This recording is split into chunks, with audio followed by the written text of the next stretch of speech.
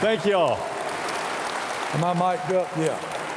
Governor, thank you for being with us today. Well, I don't have much going on, You've got a lot going on, and we thank you. Ladies and gentlemen, Governor McCrory, other than the year that he was elected, he has never missed attending one of our Farm Bureau conventions. And we'd have waited, we had to wait a few minutes because I think it had fog in Asheville, but we're certainly glad you're here, and welcome to the Farm Bureau Convention.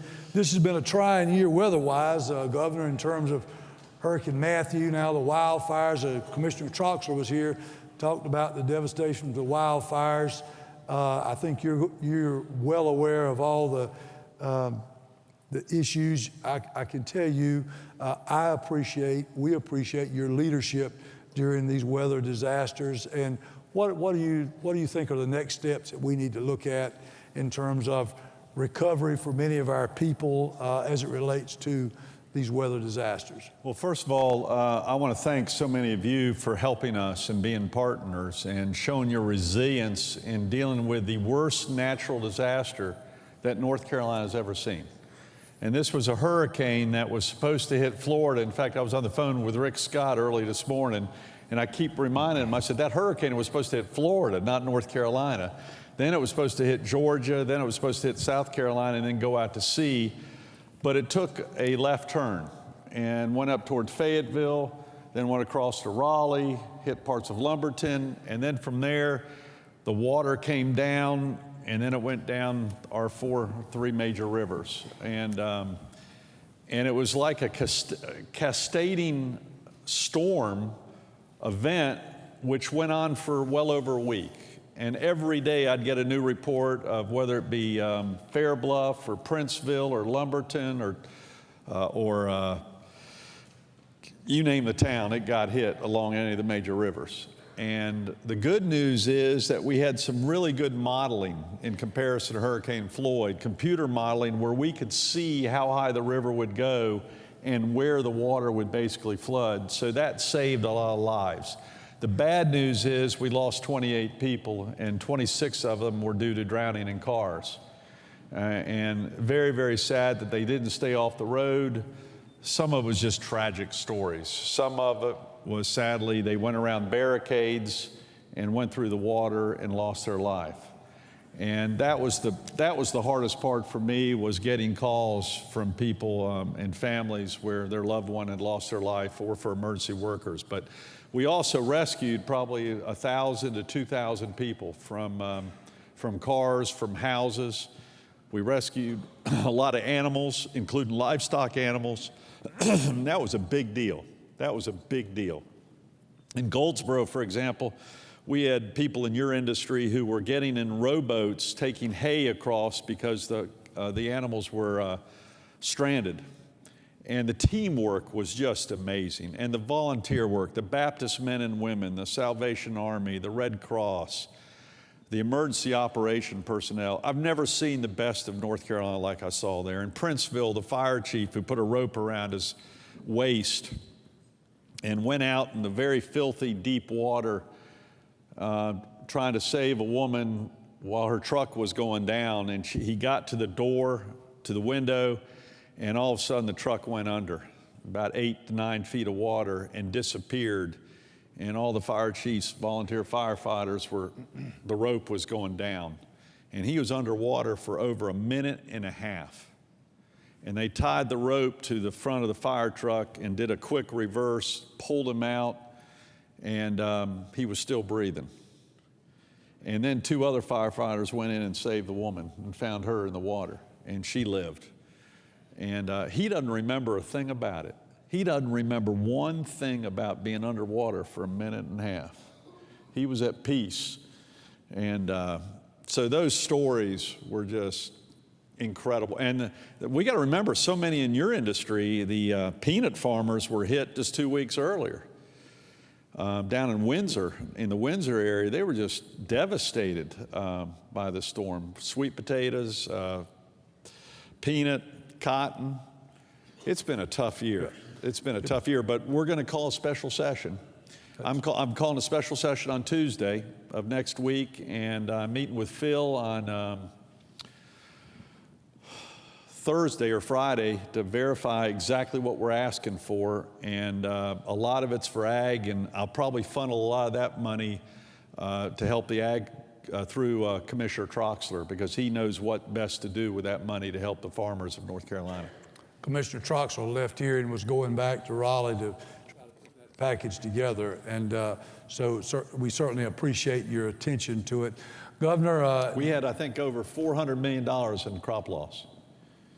And that doesn't include, we had a lot of poultry. I mean, millions, a lot of chickens. So we got hit pretty hard. Y'all got hit pretty hard, and it broke my heart. But we're resilient. You're the most resilient people in North Carolina, and we're gonna rebound and come back even stronger. That's my goal. Governor, generally speaking, the economy of the state continues to grow in spite of some of these catastrophes. The ag industry, we've got great hopes for it. What is your view of the economy of the state going forward, and certainly of the ag economy? You have always the agriculture is the #1 industry in this state. You have pushed that, you have promoted it. We've worked with you to help promote it, and we appreciate that. What are your views on it? I'm very bullish on the North Carolina economy. Of course, the toughest issue about our economy is the urban areas. Charlotte, Raleigh, Durham are doing the strongest. Wilmington, Asheville area doing strong. But we are seeing some now revive the economy. We've cut the unemployment rate in half in every county in North Carolina in the last 4 years. And we're at our lowest unemployment rate in over 10 years at this point in time. So in some areas, we almost have a full economy, full labor, and we're looking for labor. And that's going to be a big issue. In some of the smaller towns, we're getting some good manufacturing. Of course, some of the prices that you're having to deal with are hurting your industry at this point in time. But I'll tell you what, I anticipate more exports in the future, too.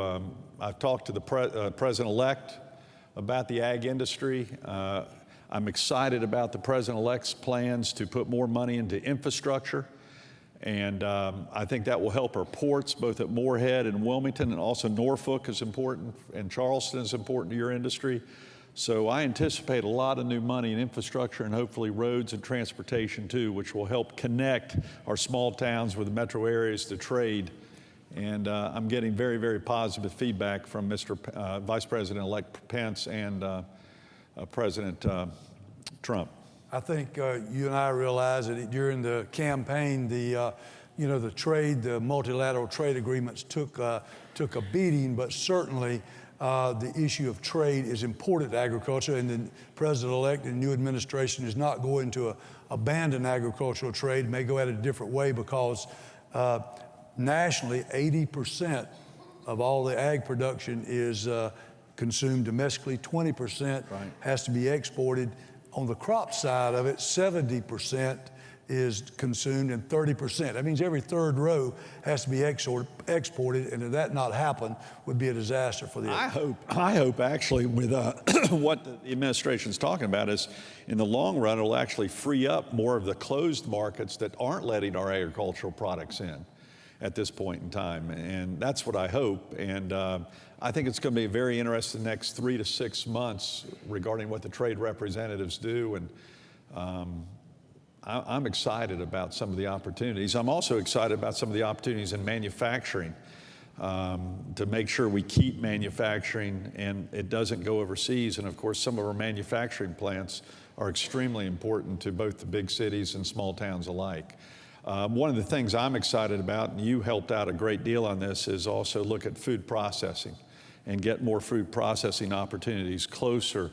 And I'm sure Commissioner Troxler talked about this, get that closer to the market and to the farmers itself. And we think there's a underutilization of food production capabilities in North Carolina, and I'm very, very bullish on that in the future also. You know, back in March 15th to be exact, the state voted on a bond issue, the Connect NC bond issue.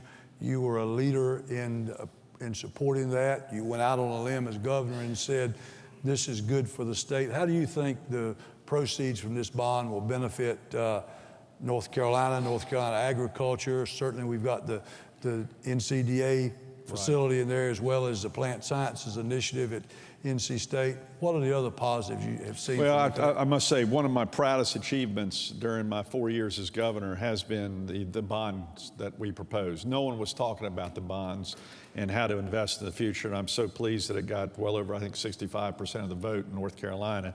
And not only that, but we budgeted it in such a way where there will be no tax increases due to those bonds, because I put those bonds like you put your car loan budget or your mortgage budget into your operating budget.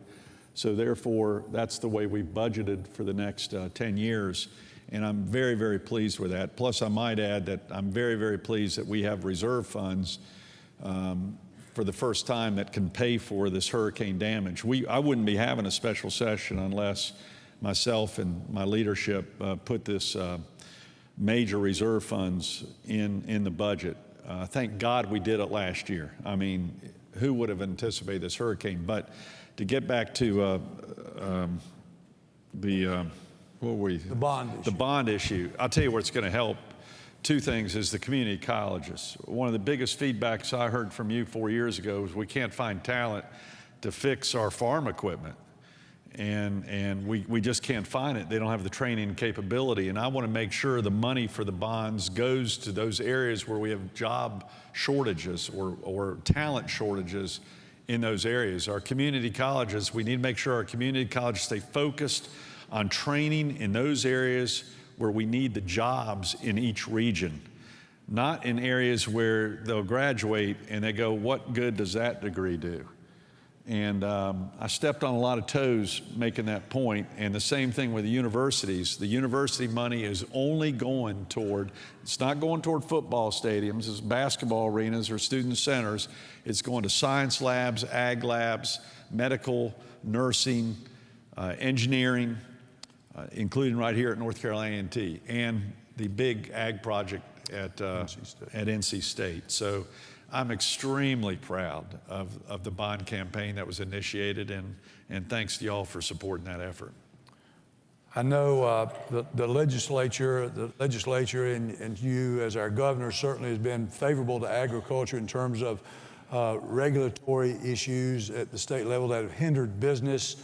I know that you signed into law the Farm Act of 2016. It was a multifaceted bill. How do you think some of the programs in that Farm Act will benefit agriculture? I think it's going to help. First of all, it's going to open up using more North Carolina ag products for our school system throughout North Carolina, which it should be, and that's going to be very good. The other thing, it's going to help in times of emergencies, and I hope you notice during all the hurricanes and tornadoes and floods that they've had since I've been governor, I don't know if it's me, it might be me that brought them, but I hope you've noticed that we did not hesitate to declare a state of emergency to allow y'all to get your crops up as quick as possible. In fact, with Hurricane Matthew, I declared a state of emergency probably 4 days before. Almost a week. People weren't telling it. The weather forecasters were saying it's not going to come to North Carolina.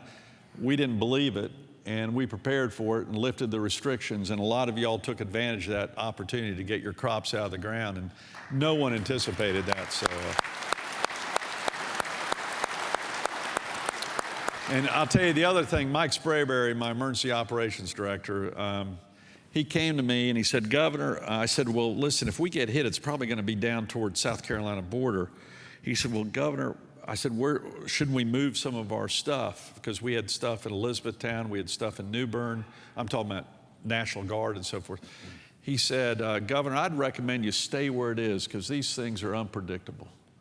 And that was the best decision or best advice I ever took from Mike Sprayberry, where we kept all of our resources spread throughout eastern North Carolina as opposed to moving them, because initially we thought if there was anything, it was just going to be in the Southport area, hit the corner of our state as that thing goes out. But that was the best decision we ever made. And I also need to have y'all give a round of applause to our National Guard.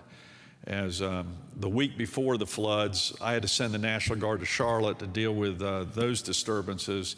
And then the very next week or week and a half later, I had to send them throughout North Carolina. And I'll tell you, those National Guard and our U.S. Coast Guard saved a lot of lives, and so did our Highway Patrol. we had our highway patrol working their tail off. I unleashed every resources we had to try to save lives, especially on our roads. But I do want to let you know, we still have over probably 100 roads closed, impacted. I mean, this thing's still happening. We still have a lot of people that are going to be, if we don't move now in the special session, bumped out of their hotels in the dead of winter. And I'm not going to let that happen during the Christmas holiday. We've got to find housing for these impacted. And sadly, the people most impacted by the storm, Hurricane Matthew, were the poorest of the poor. And they don't deserve it. And so I'm going to do everything I can between now and the Christmas holidays to get them the needed housing. We just got approval from FEMA for some trailers, for mobile homes. And I'm going to do everything I can to get them in it, because I'm not going to let them be bumped out of their hotels, because there's a limited amount of time they can stay there, and that time is up since the hurricane. These are families, these are human beings, and we need to do everything we can to help them. So that's my major goal in the next 3-4 weeks. Thank you, Governor. We appreciate that. I want to thank you for coming and being with us today and talking with us a few minutes. What else would you like to tell the Farm Bureau membership across this state? Just thank you.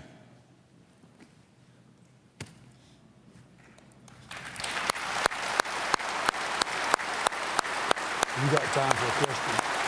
Sure. Other than a political question, the governor said he had time for a question. I have plenty of time. Anybody got a question for the governor?